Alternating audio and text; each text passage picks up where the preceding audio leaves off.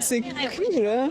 Franchement, ils ont géré, c'est magnifique. On est d'accord, je reste ici et je vous fais découvrir la Chine pour le reste de ma vie. Et moi, je vais venir habiter ici, hein. Fini le Québec, sérieux. Fengguang, aussi connu sous le nom de la ville du phénix, est un joyau caché du Yunnan que je vous dévoile dans la vidéo d'aujourd'hui. Comme pour Furong, cette cité est connue pour ses maisons en bois sur pilotis qui abritent encore les minorités Miao et Tujia. Ce lieu est si romantique et photogénique que vous ne pourrez pas imaginer un voyage en Chine sans y faire un arrêt. Donc ouvrez grand vos yeux et laissez-moi vous guider dans les ruelles de mon coup de cœur chinois. XO, Julie.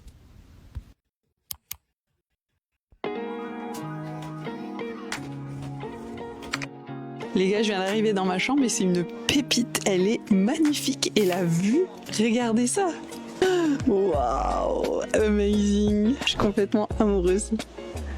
Voilà, c'est bon, vous m'avez perdu. Première impression, pour l'instant, je préfère Fengguang à Furong.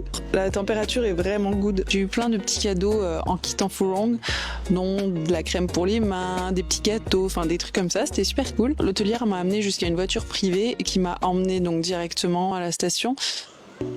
Petit coup de fatigue. Arrivé à la station, je me suis présentée au guichet, j'ai acheté mon ticket. 5 minutes après, j'étais dans le train. À la station de Furong, j'ai croisé des Russes avec qui j'ai papoté jusqu'à Fengguang. Arrivé à Fengguang, j'ai pris un taxi en covoiturage avec des personnes qui viennent de Singapour. On a super bien parlé, c'était trop cool. C'était des personnes en plus qui ont vécu pendant 3 ans en France. Le couple connaissait quelques mots de français, c'était super agréable. Donc là au programme, petite balade dans la ville, dégustation, essayage d'habits traditionnels, puis faire un peu de bateau. Et ça va être cool. Allez, c'est parti!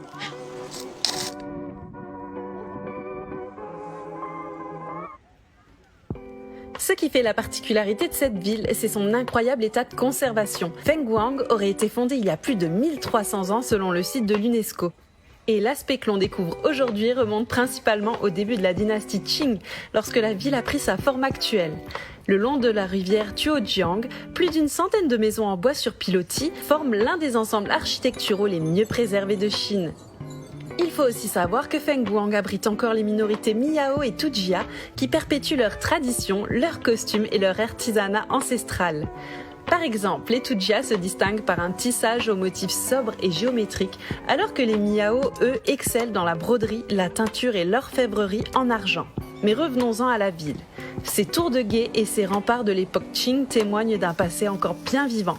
Et je vous avoue qu'entre ses ruelles pavées, ses ponts de pierre et ses lanternes rouges, Fengguang m'a fait vivre un véritable voyage dans le temps, au cœur de la Chine ancienne, et c'est vraiment un coup de cœur pour moi.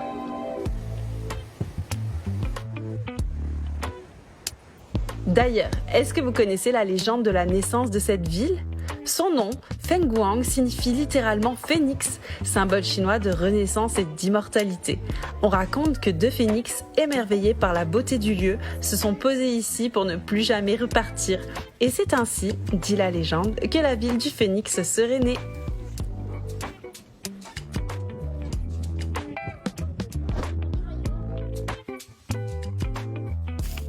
Ce village est vraiment trop beau. Aussi, je me suis fait une petite mixture. Je suis passée devant un magasin qui vendait des sortes de pudding et tout. En fait, le mec, il me dit non, c'est toi qui te fais ton mélange. Du coup, je me suis retrouvée à faire mon mélange avec je sais pas trop quoi. Mais voilà, j'ai pris au lait de coco. C'est trop bon.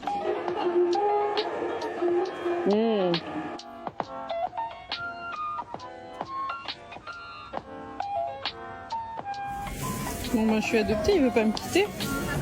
Mais je vais le garder un peu avec moi.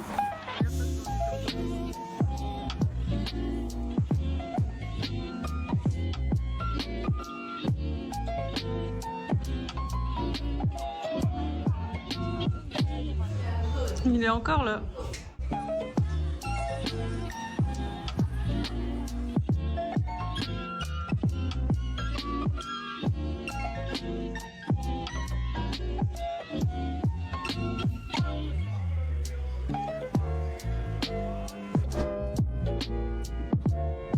Être sur cette barque m'a fait remonter pas mal de souvenirs d'enfance. Je ne viens pas d'une famille de voyageurs. Mes parents aimaient le camping en caravane. J'ai des bons et des mauvais souvenirs de ces vacances, surtout les fameux devoirs imposés avant de pouvoir jouer.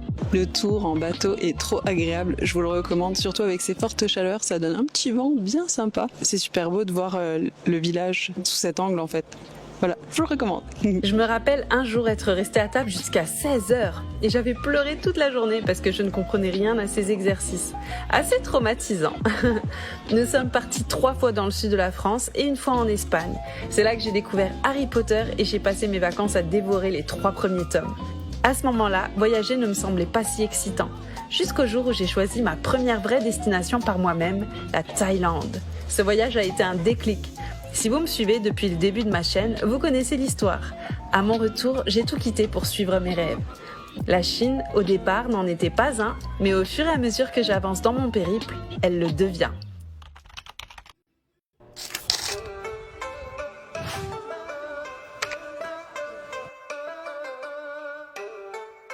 Bon, voici la tenue. C'est cool, hein? Franchement, ils ont géré, c'est magnifique. Regardez comme c'est beau. C'est superbe. Vous en pensez quoi? Dites-le moi en commentaire.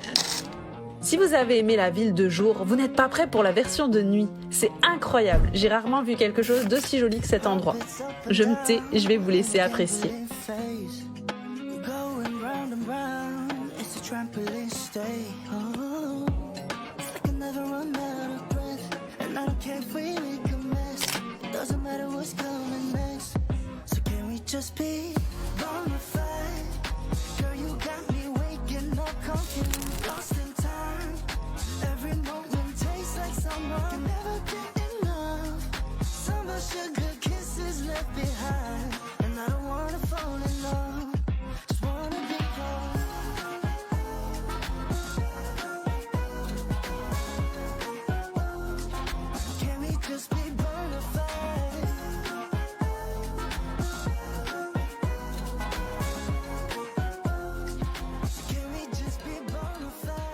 Il y a des spectacles en plein milieu de l'eau, c'est super beau. Venez, venez, sérieux les gars, venez. Ici, ne soyez pas surpris si les passants n'attendent pas et continuent de marcher en plein milieu de votre cliché. Tout le monde prend des photos tout le temps, donc c'est normal de ne pas attendre, sinon vous n'avancerez pas.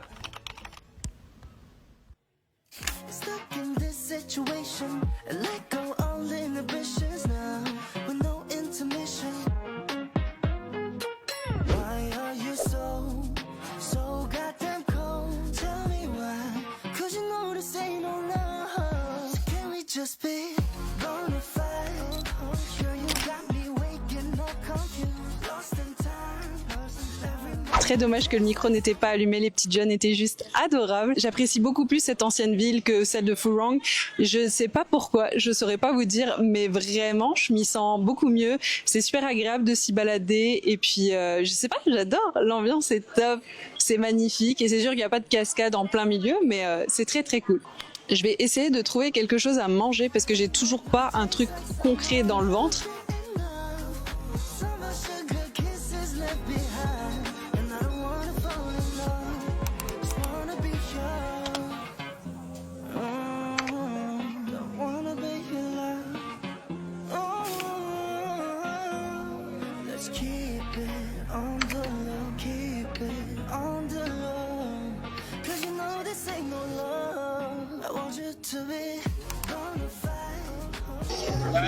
J'ai pris une brochette de tofu noir.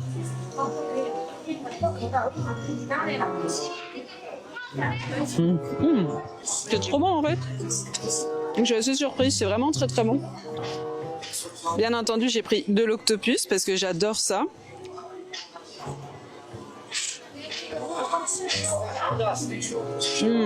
Vraiment délicieux.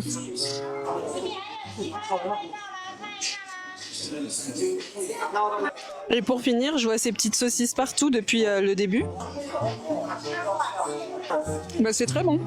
Ils m'ont demandé si je voulais épicer, j'ai dit non, pas ce soir. Je me suis pris ça.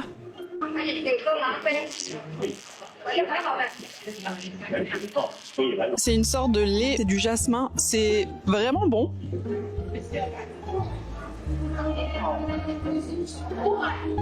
C'est de la chantilly avec des éclats de noix torréfiées. Je suis pas trop sûre. Mais punaise, c'est bon. Je vais le dégommer en 2-2. J'ai une bestiole sur le nez. Voilà. Bon bah c'est parti, allez on dégomme. Hein. Ah c'est trop bon. Oh.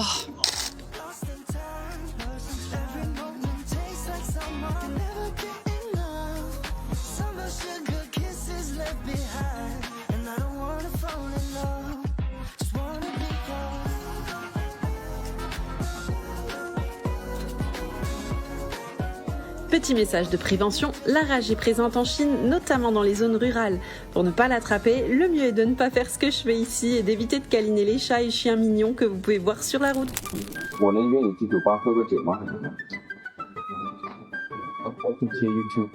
Ah non, et voilà, j'ai retrouvé mes cheveux, mon visage, ma tenue. Je suis presque triste. J'étais trop bien dans ce Hanfu.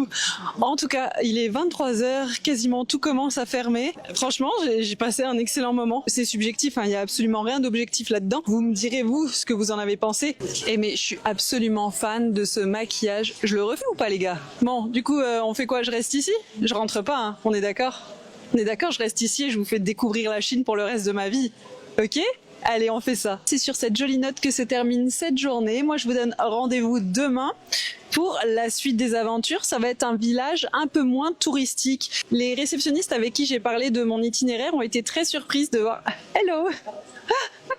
Enfin, je le connais pas, il est sûr.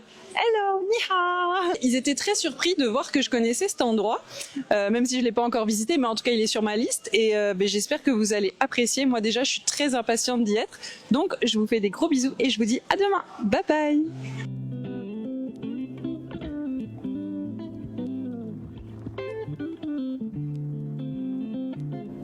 Bilan financier pour Feng Guang. Alors, ça m'est revenu pour le transport à 11,06 €. Donc ça comprenait bien sûr le train pour venir directement ici et le taxi. Ça va, j'hallucine toujours de voir les tarifs. Et moi, je vais venir habiter ici. Hein. Fini le Québec, sérieux. Pour l'hébergement, j'en ai eu pour 40,73 €. C'est sûr, c'est des hôtels, c'est beaucoup plus cher.